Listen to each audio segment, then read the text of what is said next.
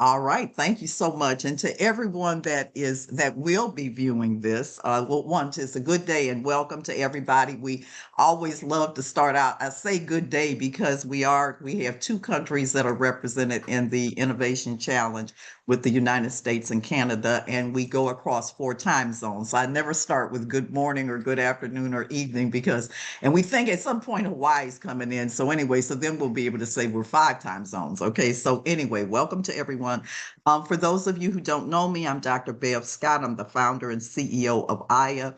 And I'm not going to go through the long story because I did a little bit of that yesterday, but suffice to say that from a personal standpoint, I've been in transportation 45 years, fell into transportation from academia, okay, in 1976, and have wound up working at my particular area of expertise is in public transportation sector. So rail, bus, all the different rails, light, heavy, high speed, the whole nine yards, and then ferries and buses and paratransit are primarily my areas well, I can claim expertise to some extent.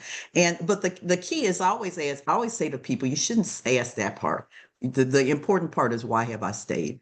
And the reason is because I've been able to be in the business of community building in communities across the country for the last 45 years. And that's literally what transportation and all of the nation's critical infrastructure sectors do.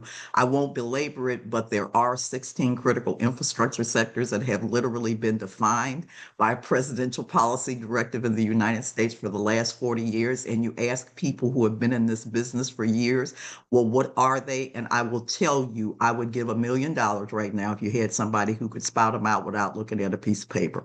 So my point being that when we talk about the importance of career awareness as a beginner in terms of these sectors, it's very important. So we put career awareness, experiential learning, which is when we expanded a couple of years ago to do the innovation challenge, because it's not enough. It's really not much to just talk about these careers. It's important for young people to really have the opportunity and be encouraged to, in fact, wind up getting themselves hands deep into problem solving and identification within their own communities, and then youth centered voice. Okay. And so, those are the three pillars for AYA. This is our third annual Virtual Innovation Challenge weekend, and we kicked off on Friday evening. And I can tell you, this Youth Action Project team was fully represented with our career awareness trivia contest, and now we're continuing with the Innovation Challenge teams over the weekend, and then we're looking for everybody to join us on Thursday of next week for the announcement of the award winners and all of the people who have been supportive in the program. We have a tremendous group of national judges who are joined. We couldn't do anything at AYA if it were not for the network, if it weren't for the local hosts, the sponsors, the partners, the advisors, the contributors. And so I want to start out with doing just a soft intro today because we did the full ones yesterday. The chair of the judges of the National Judging Panel is Leslie Rogers. Leslie Rogers, really in the transit business, needs no introduction. He did this for over 40 years and continues. Has his own consultancy at this point, but he was 40 years with the Federal Transit Administration. And most relevant to you, I knew him 25 years ago when we were in New York together. Well, 30 years ago, I guess now. But for the last, say, 20, 25 years, he was a Federal Transit Administrator Regional Officer for the California, well, not just California, Nevada, Hawaii. The bottom line, he had a portfolio annually of about $2.5 billion in terms of grant awards, and then a bigger portfolio that was about $20 billion, just about everything that you can imagine that has that's public transportation. He's had his hands and knowledge and experience in. So we're very delighted to have him as the chair of our national judges team, and he's been that person for us for 2 years now. Then we have, and they're just all great. We have Jose Ramirez is on. Jose is with LA Metro. They're participating in it, but they do not have a team this year. And so they stepped up to be one of the judges. He's a servant leader and he's really committed to really trying to uplift communities and people. He's a first generation Latino from Southern California. He started out, and this is this is the thing. I started as what would be essentially an intern when I fell into this. Same thing in terms of Jose. He started as an intern at LA Metro, and now he heads LA Metro's human resources. He's a human resources manager and has under his portfolio, they have some really exciting programs there, a very unique leadership academy, ENONet Max. So learning all the leadership development succession planning pieces, much of that runs under his expertise. And it so happens that because you all are the Inland Empire, there's a whole lot of affinity there. And Jonathan and some of the people in YAP, the intention is to really have a closer alignment with LA Metro. Okay. We're very delighted to have Grace Almeida. Grace is joining us from Minneapolis, St. Paul. So we're not asking people for weather here, but she brings particularly planning and sustainability to the table. She is a hands-on service planner. So this is one of the areas that really is really her expertise. Okay. And in addition to that, she's had experience.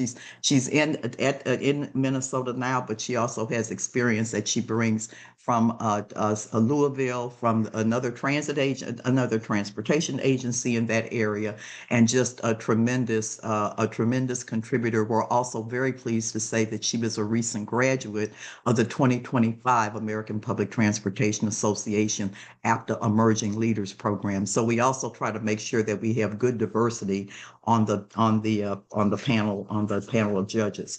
Justin Augustine. Justin is here from AC Transit, Alameda Contra Costa Transit Authority up in the Oakland, San Francisco area. He has over 13 years of experience in transportation. He brings a unique blend of project management, big focus on human resources and community engagement to the table. And they are doing some unbelievably exciting things, okay, in terms of bus of the future. And which was one of the topical areas we had for critical conversations. AC Transit is nationally noted as being one of the best and historically has been one of the best bus agencies, if you will, in the United States. And they're really a trailblazer, and we're delighted to have Justin on the team. And then we round that team out with Dr. Jamal Scobie. Dr. Scobie is a senior program officer with the National Academies of Science in Washington, D.C. He has over 20 years of experience in the business. He's actually worked and he's worked with me, but he's worked in the business in Atlanta and also in Boston. But he also has done consultancies. He's had responsibility for probably over 100 projects, does a big focus in terms of equity and just a frequent speaker, if you will, in terms of best practices around the country.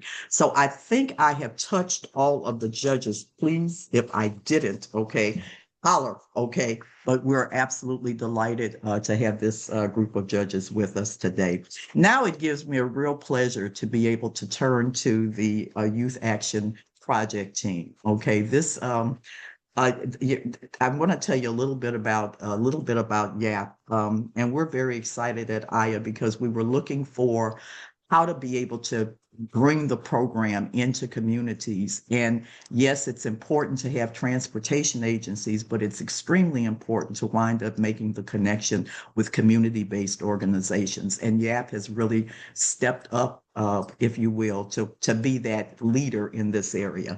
A little bit about them.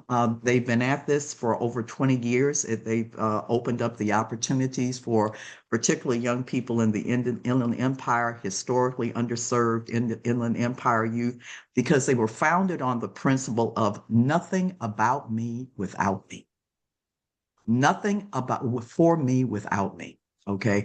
And so this is not a flavor of the month for them in terms of youth engagement and youth identification and working on and leading change within the area. And then there's been a very a unique, if you would call it, well, not overly unique, but deep set of relationships with the educational institutions, nonprofit institutions within the area, and also business. Okay, and so you'll hear a lot for those who are not as familiar. You'll hear a lot about.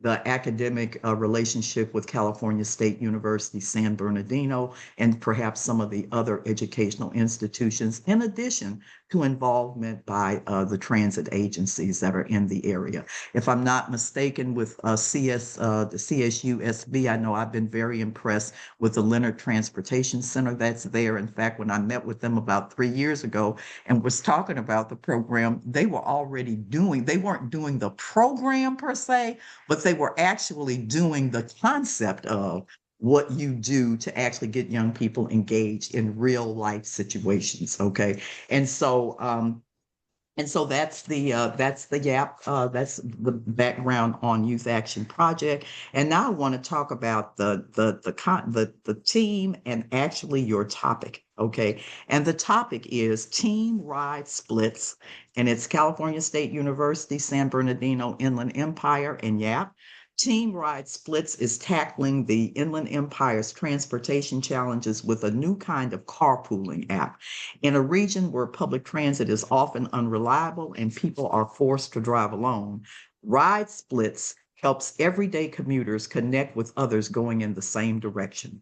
The goal is to make getting around more affordable, faster, and better for the environment by letting people literally share rides and split cost. Okay. And the team hopes that by doing this, that there will be a tangible difference in terms of reduction of traffic, cutting up emissions, and making car ownership truly a choice and not a necessity.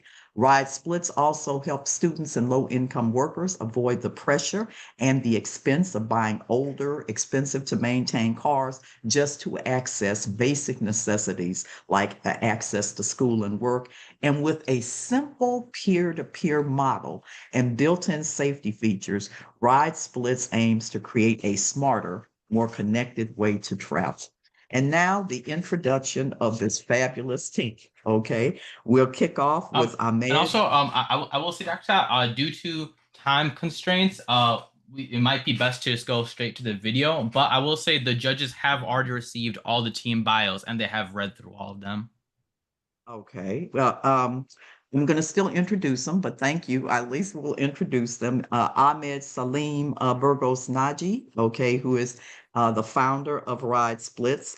Habib Burgos Naji, who's a current researcher for Ride Splits. Jerry Cervantes Fernandez, who's a CSU SB computer science student and a very enthusiastic member of Ride Splits, and he's originally from Rhode Island. Pedro Gonzalez, who's a CSUSB computer science student, and he's a project manager. You can see a lot of ownership in this Ride Splits. Gabriella Moha I hope I got that right. And she and serves as the Ride Split marketing specialist and she's entrepreneurship major. Alondra Martinez and Alondra, we met Alondra the other night. Martinez Castaneda, and she is a biology major and an aspiring surgeon, and she's also a dynamic researcher for Ride Splits. And Alexis Luvanas, who is a first generation college student who's pursuing a BS in computer engineering with a minor in data science at CSU SB. And he was very much inspired by his mother's journey from Mexico and the personal perseverance of seeing what you can do when you are determined. Okay.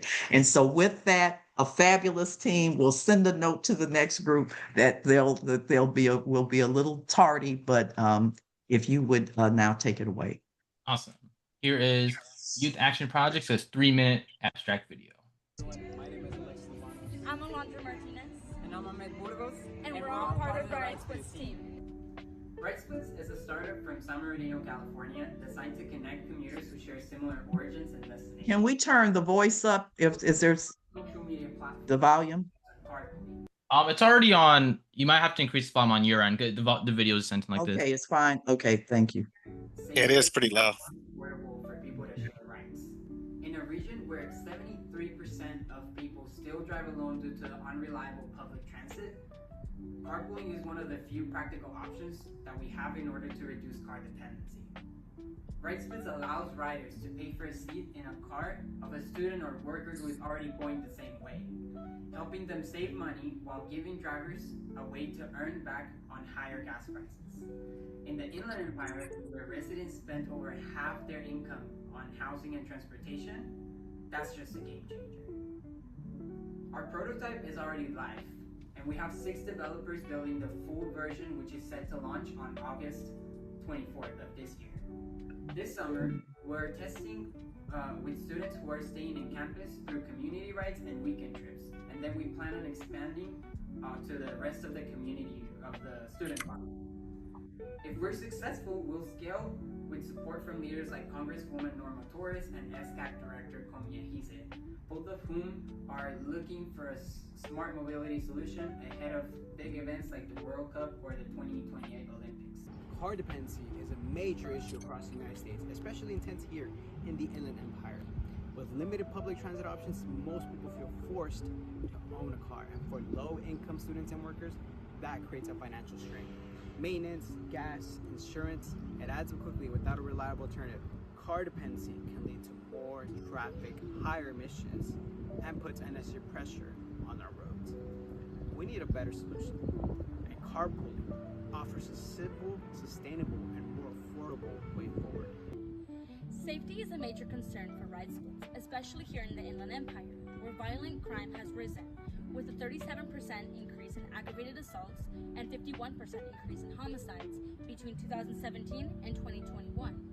Many residents feel uneasy sharing rides with strangers, especially in a region where only a third of homicides led to arrests. On top of that, low digital literacy and accessibility needs create barriers for some of our riders, particularly those who come from low-income backgrounds. And even for those who do have access, carpooling isn't really the norm. Nearly 80% of the Inland Empire residents drive alone, according to census data. So for RideSplits, building trust and shifting culture is just as important as building the technology. Awesome. Thank you so much, Team RideSplits. You may now begin sharing your screen, and once you guys begin your presentation, I'll hit that timer button, and you guys will now have 15 minutes to deliver your pitch. Thank you so much, guys.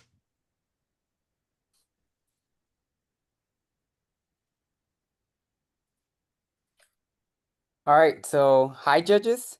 We are the RideSplits team, and we're here to propose carpooling as a solution to car dependency in our country. Imagine trying to go back from school without a car. Well, that can't be reality of many CSUSB students. Meet Sarah, a CSUSB student living in Moreno Valley. After a long day of classes, all she wants is to get home. And if she had a car, it'd be a 43-minute drive. Easy, but Sarah doesn't have a car, so her journey home stretches to an exhausting 2 hours and 22 minutes on public transit. And Sarah's not alone. This isn't unique. Try it anywhere in the Inland Empire, and you'll find commute times without a car almost as twice as long, even with San Bernardino City itself.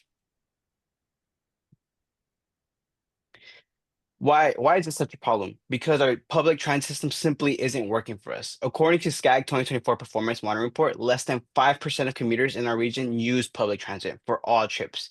Transit account only a tiny 3.6%. This incredibly low number tells us one thing: the service does not meet the needs of the vast majority of residents. The problem is clear. Unreliable buses are forcing us into car dependency. We are stuck needing a car because there aren't viable alternatives. So if public transit fails us, what about other rideshare platforms? 88% of CSUB students are from the IE. Many face these daily challenges. Rideshare options from Fontana to Cal State San Bernardino cost around $30 to $40. If we multiply that by 3 times, the average student needs to go to campus and going and back. Students end up spending $180 weekly just on rideshares. These platforms are simply not good for our pockets for daily commutes. They are widely expensive and unsustainable. This proves our point. Relying on limited, temporary rideshare options means we are stuck with car dependency, but at a punishing cost.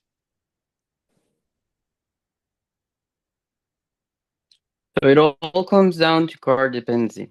In the inland empire, people are fully dependent on their cars, sometimes without knowing the potential cost and true efficiency of it. This will always lead to stress and sometimes even longer commuting times, which eventually makes the needs on alternate transportation methods like the apps we already know. And it creates the necessity of getting a car even if it's not suitable for driving. As you can see on this scale, according to the research made by the Leonard Transportation Center on 2024, the income percentage spent on households in the Inland Empire, including housing and transportation, is at least 7% higher than the national average. And looking at today's economy and gas prices, that percentage is expected to be way higher by the end of 2028. Considering also the international events happening in the United States by that year, we think that by targeting the reduction of solo driving and car usage per person overall, and with this system, we can progressively reduce the percentage of emissions and traffic on the freeway. But it doesn't stop there. We're also looking to make an alternative transportation system as drivers make extra income on the site and drivers and riders don't spend an excessive amount of money for a single ride. We call it a fair trade, a single split, where driver and rider are the beneficiaries of a platform designed for the people. Meet RideSplits. RideSplits is a social media platform that connects people who share similar origins and destinations. It facilitates the connection process so drivers can share a seat in their car and take others who share their usual destinations in exchange for money. Um, in the example, going back to the example of Fontana, instead of riders paying $180 on other ride-sharing platforms, riders could reliably go to their destination with just $30 a week. This is because, unlike other carpooling options, RideSplits has a model that facilitates actual carpooling. It becomes, it combines the convenience of people already going the same direction with the opportunity of sharing costs for a ride while making those connections the easiest it can be. We know that RideSplits will be successful because when you match carpooling with a strong method of getting connected to peers in your area, you solve the problem that most other apps trying the same have ran into. In our app, making that first connection is the strong starting point, and that's why we have different methods to do this.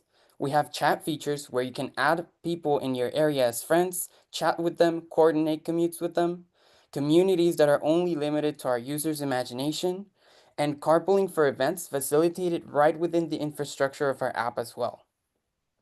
We did that so people don't feel like they're the only ones trying to carpool, and making those connections becomes the easiest it can be. Now, if we put this together with our strong alignment with our California governor's agenda, this places in the perfect spot to get the necessary grants and resources to make RideSplits as big as we envision it to be. So, as I said, we already have the beta version published for Cal State San Bernardino students, and we are in the development of RideSplits 1.0, which will include all of the social media features that I previously mentioned. We count with the help from organizations like Google for Startups, our local business incubator at Cal State San Bernardino, and we're trying to get in touch with more organizations. So when we come up with RideSplits, it becomes a hit right away. That's why we strongly encourage you judges to email this email down there, ahmed.burgos@rightsplit.com, to get the full version of the business plan and access to the beta version of the app. Or you can also just drop your email in the chat. That way we'll get in touch with you because we're trying to make this a bigger thing. Our vision is clear. We're going to become the leading carpooling app nationwide.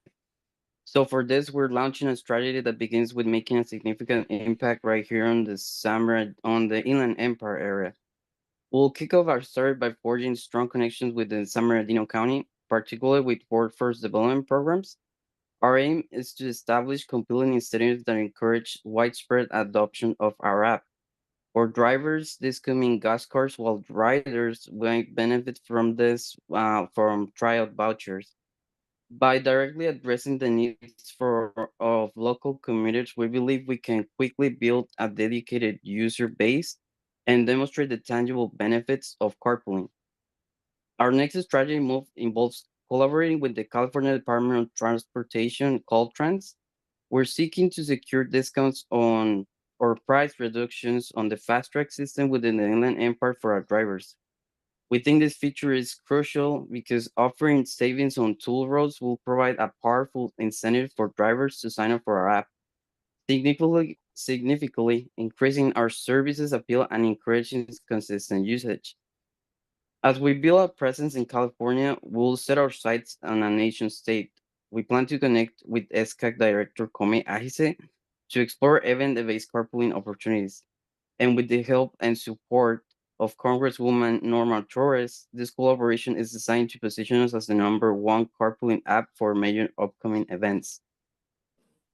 Specifically focusing on the 2026 FIFA World Cup and the 2028 Olympics, we think that by becoming the go-to carpooling solution for these high-profile events, we'll gain strong visibility and we will set our status as the nation's leading carpooling platform. We are going to make a change on the environment and the transportation system of our country, but we cannot do it alone. So we're definitely looking for more partners in this journey. We would be more than happy to keep in touch with all of you.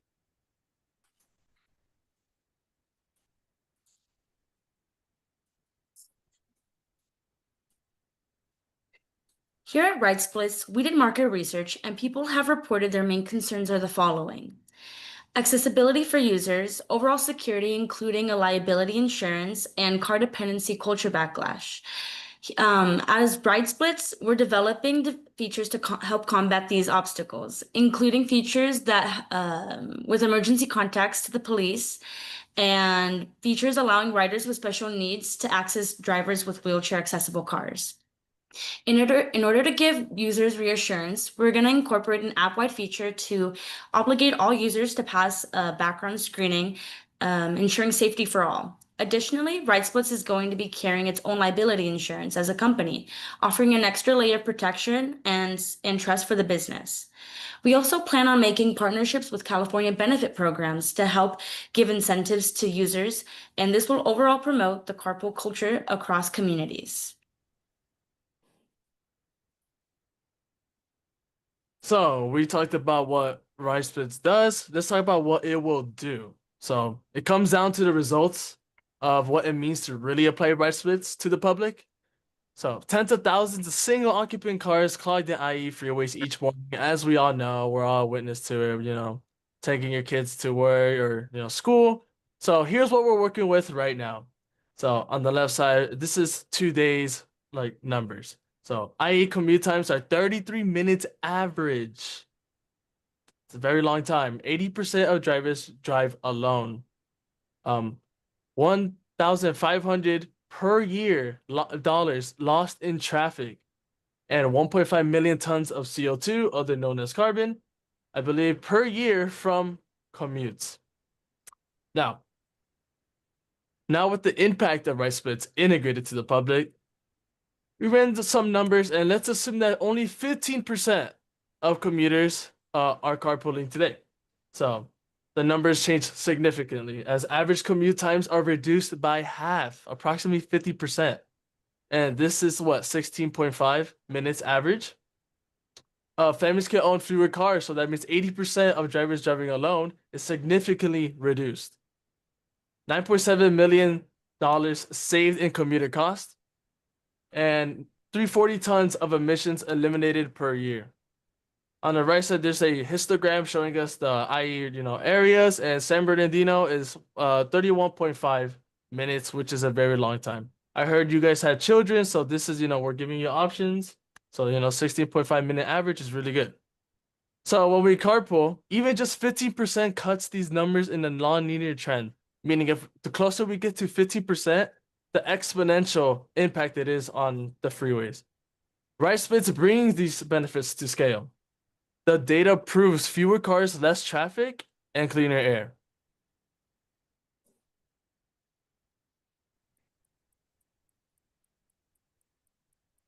In the Inland Empire, families are spending over 25% of their income on transportation, and that's well above the recommended 15%.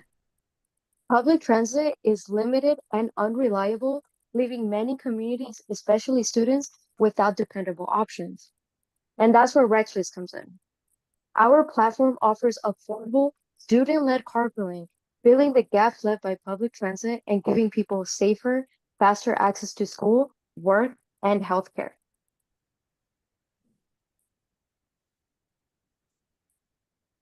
RideSplits is more than just a ride-sharing app. It's a solution for sustainable transportation right here in the Inland Empire. We support local innovation by using technology to fill the transportation gaps that our traditional systems often overlook. With our carpool platform, we are connecting undeserved neighborhoods to opportunity. Our approach reduces car dependency in a region that relies heavily on personal vehicles. Fewer cars means less congestion, less fuel burn, and more livable cities for everyone. And it doesn't stop there. Ride Splits is also about climate action. Every shared ride cuts emissions, every carpool keeps CO2 out of our air. And that means a cleaner environment and a healthier future for our communities.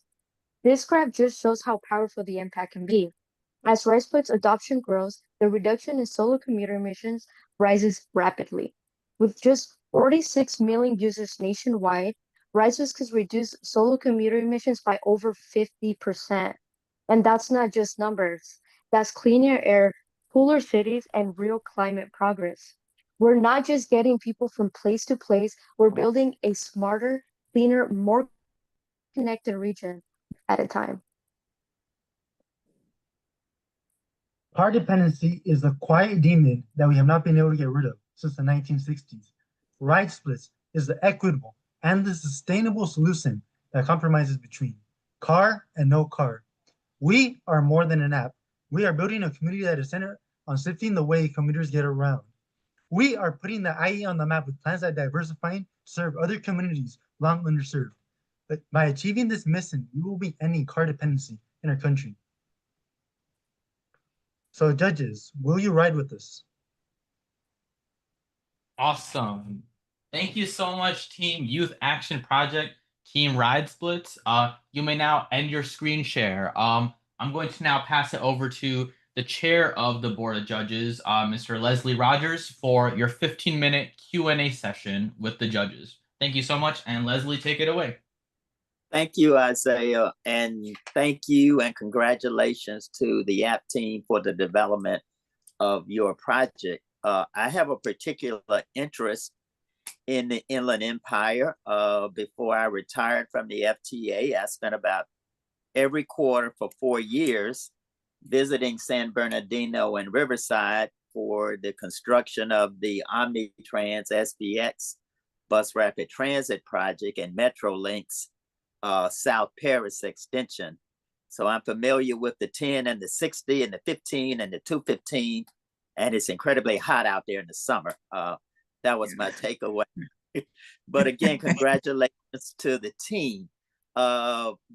You were afforded an opportunity to hear the background of my colleagues, this esteemed panel.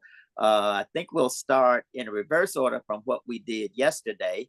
And let's start with Dr. Scobie with the first question. Take it away, Jamal. Cool. Thanks, Leslie. Good presentation. Good concept, YAP team. Keeping that mobility on demand kind of concept going, can you elaborate on how your proposal would be integrated with other kind of like mobility on demand options, kind of giving the user the option to choose from carpooling or maybe serving as a first mile, last mile, they want to take transit, micromobility. So a lot of agencies nowadays, it's all about integration of the various mobility options. So I was wondering if you can kind of bridge that gap on how your concept could tie in all of the mobility on demands. So To answer this question, I would like to tell a story actually, and I don't know, and I can let my brother also hop on. Just real quick. About a year ago, my mom barely just got to the country, and she was basically doing Uber. And something that we found out is that in order, so basically she got a friend, that just kind of got in touch with her just to go to the airport or different places. And this time in specific, when she got contacted to go to the airport, she was doing the math, and she was just thinking like there's like no actual way for me to like charge less than $100. Like I have to charge that. And well, that really sucks if you don't have like the current option to go to LAX, for example, is about 2 hours long, and is basically the from San Bernardino is the SBX, then the Metro, and then the connector. With bags, like that's something that can get complicated. But what if somebody already going that direction to take somebody else in their family can take her with her, and that's a point of connection that like that actually you can make with all of our airports. People already going to drop off other people, and they can charge $20 instead of 100, like, which is going to help them with gas, which is going to help them with all of these costs of going to LA and back. And then going back, they can also take somebody else who's going around the same area. So that's one way that it can help aviation. uh I'm gonna let my brother hop on the rest. But I can. Coming to the question that Mr. Jamal, am I pronouncing it right? Yeah. Okay, yeah. About the connections that the app could make with other transportation systems, like say that you're looking to go somewhere and RideSplits is part of the plan. Like either you could take a ride from RideSplits to the metro station and then take the metro link, because it could be Right. like faster to get to LA, even if you take a RideSplit from San Bernardino to LA. So I think that comes a lot with the integration that we want to do precisely with the systems that we already have right here in the San Bernardino area, like the metro, the Inland Empire area. I mean, like the RTA system or the Omnitrans system. So I think we're definitely looking to integrate the app together with those, so we can like have more efficiency on the transportation, like on times at least. That's what I wanted to add. Perfect. Thank you for that response. Before we go to our next judge, Mr. Ramirez, let me remind the judges and the team members to ask side questions and provide similarly concise responses. We have just under 10 minutes left. So, Jose, you're up next. We know you're struggling with the recovery from a health challenge there, and you won't be on camera, but please proceed with your question. You're muted, Jose. Are you there, Jose? Okay, yeah, he might not be by his computer at the moment. Okay, we will proceed next with Justin. Next question. And I think you're muted. Okay. Yeah, I'm fine. It was a great presentation. I thought it was really good, great concept. I really enjoyed it.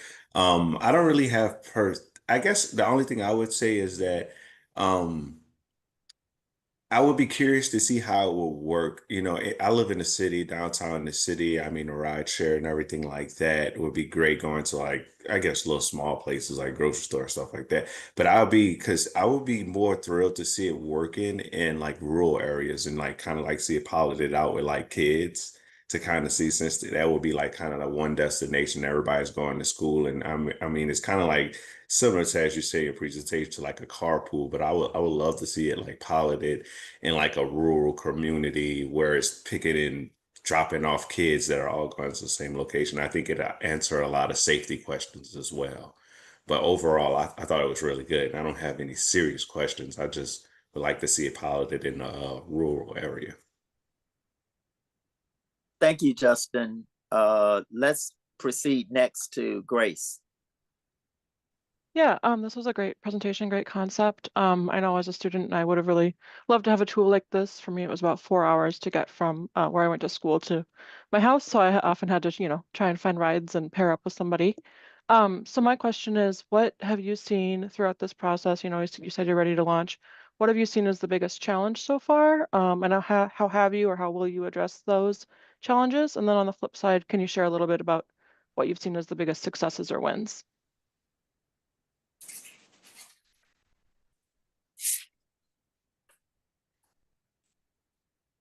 Yeah, team. You know what? I think I'll answer that question. I feel like with our whole like since I'm a part of marketing, um, we found it very hard to like get drivers. That was our number one problem because at first we were trying to find people to actually use the app, and most of the people that are using the apps are students from other areas, not necessarily from like other countries and things like that. So they were the ones using the apps, the ones who actually needed a ride to school. But we didn't have actual drivers joining the app. So that is one of the problems that we face. Um, but I think that with the exposure of the app, and since a lot of people don't know about it, with the exposure of this app, we could definitely get drivers. We've already tried marketing and things like that, and people are interested. People love the idea. We've been to events where we've presented it to students and they love the idea. They think it's a great idea, but we really do need the exposure because without exposure, we probably won't get anywhere. So that's something I have to say. Okay. Thank you. Just a small, My, sorry. I'm go. I Go just ahead. wanted to add on, just kind of like one of like it's kind of because of this that we experienced the lack of like finding the drivers is like the big carpooling culture backlash that I had mentioned earlier, just because since we're so used to just, driving in your own car. I personally don't drive. I am really much used to just the bus and trains, but a lot of people around me, they drive just them in their own car, and the lanes are just designed that way. We have a carpool lane. You'll see people there, but normally like the social norm is just you get to where you need to go, school, work on your own. And that's one of the things that we're facing. Kind of like as like our biggest obstacle that it's partnering with marketing, we're trying to like overcome that. And like I said earlier, kind of like getting these incentives to incite the community to start carpooling and engaging with others so that we can get to where we need to go together. Thank you. My turn. I guess because of my legal background, the initial concern that jumped out to me was that of security. And you talked about and liability, and I think you talked about the efforts to acquire liability insurance. And if I recall, RideSplits anticipated using some sort of required background checks. So can you talk about the mechanics, briefly talk about the mechanics of that process and the anticipated resources to monitor the background information that that is needed to underpin this program? So I'm gonna go ahead and jump on this one. In terms of background checks, so what we have planned to do is basically partner up with a third party company, and unlike Uber or Lyft, we're not planning to sell the background checks, but we are planning to basically at the beginning, as the app gets started, we're planning to offer them for free for the first about 200,000 users. And basically we researched that the prices would be around $9 to $15, and the idea is that they do this in the sign up process. And in the code, we actually have verified riders account that are put as booleans, so either true or false. And this will basically allow them to like basically fully access all the features. Now, we are concerned, and we definitely plan to talk with these third-party companies because we want to make sure that the information that is being handled correctly and that like all information of our users is protected, since that is what we sign up for when in our terms and conditions and in our privacy policy. That's what all the users sign up for to like to for all of their data to be fully protected, even from our partner companies. Now, yeah, does that answer your question for now? That's sufficient. Thank you. Jose, are you back? I did message him. I wasn't able to get a response, so he might be lagging right now. Okay, we have just over 2 minutes left, and the chair's prerogative, I will raise a question.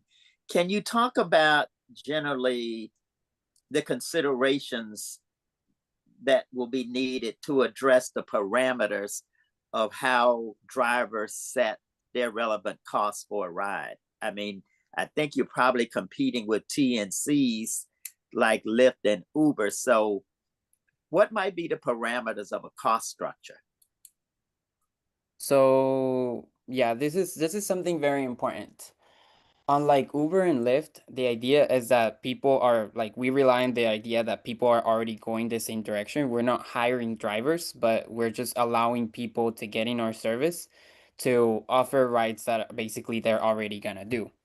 And they're not selling a ride, they're selling a seat in their ride, which is basically gonna be a lot less expensive in practice.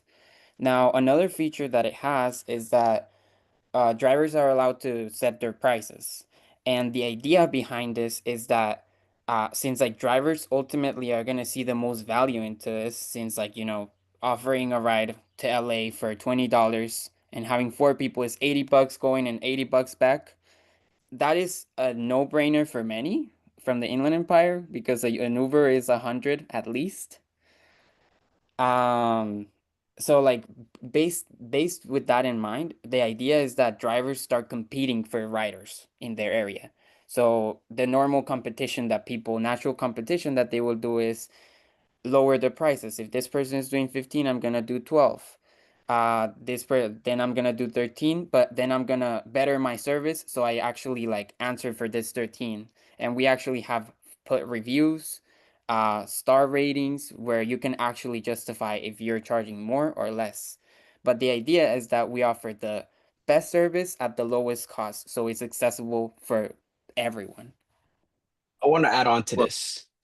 I want to add on to this. yeah, So to continue answering on this question is, for example, I'm a CGHB student, and then there's a person that happens to have the app. I have the app, and I'm gonna decide, hey, look, this person is like 5 minutes away, on the way, 5 minutes away. We're different from all these TNC companies because, like what Ahmed explained, we're different because okay, he's 5 minutes away. I'm on the chat. Hey, I'm gonna text him. Hey, do you still need that ride? Or he requests the ride. I pick him up on the way. I charge him not that much because he's on the way. We go to school together, and then and then it's up to him later in the day. Hey, what time are you planning to leave? Hey, it does not work my schedule. Okay, and then he finds another ride, requesting another ride, or drivers are looking. They're in the same destination, like they're all going to the same destination because they're all students. That's how we verify them. They're going to the same place, and that reduces car dependency. Helps our environment Can and etc. I can know Ahmed, you want to add on. can I thank you. add But just the last thing? The last thing. in fairness to the process, let me conclude here Mhm. and respectful of our time constraints. Thank the YAP team for its presentation and thoughtful responses. So we're at the conclusion here, but I wanted to afford the team an opportunity to make about a 2 minute closing remarks and presentation. If there are shout outs or you want to extend to anyone, this is your time to do so. So take it away. 2 minutes. Um, all right, so real quick, I just want to say that like thank you to this wonderful team. I know it's very hard to like find schedules. It's hard to find time because in the Inland Empire, it is very common that all of us work and do school at the same time, and doing a startup on top of that is really not easy. So I just want to congratulate everyone and really say thank you for dedicating the time, the effort, and the care and the love for all the RideSplits team. And honestly, like this has been an amazing experience, not only with the development process with the development team, but also with the team here. I'm really glad to work with everyone. And I'm hoping that together we can actually uh build this thing that is gonna be so beautiful for the United States as a whole. Because the problem of car dependency, as most of you already know, is not only an Inland Empire thing. It's mostly present in the Inland Empire, but car dependence is very present in most regions of the United States.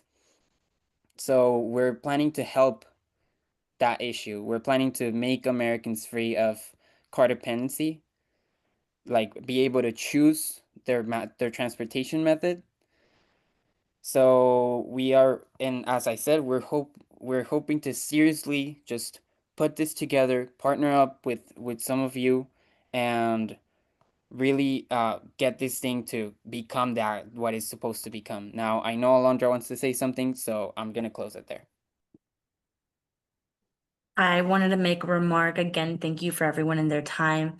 But I truly do think these are one of these like one of a kind opportunities that we have as people, especially in our generation, to help make a bigger impact in our society, in our culture, just throughout the entire United States. As of right now, of course, we're starting in the Inland Empire, but our true plan and goal is like this expansion worldwide, even just to help others like earlier mentioned in these rural areas access education, access health, access all these necessities that we need.